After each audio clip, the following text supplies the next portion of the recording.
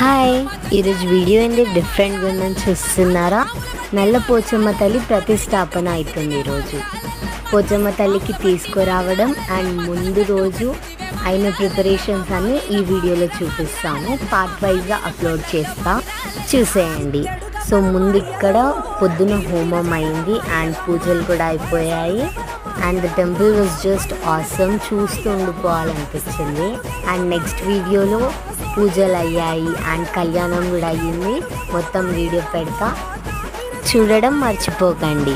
And the temple is just awesome. మీకు location కావాలంటే నాకు కామెంట్ చేయండి, నేను పెడతాను లొకేషన్ కూడా. మీరు కూడా వచ్చి బ్లెస్సింగ్స్ తీసుకోండి.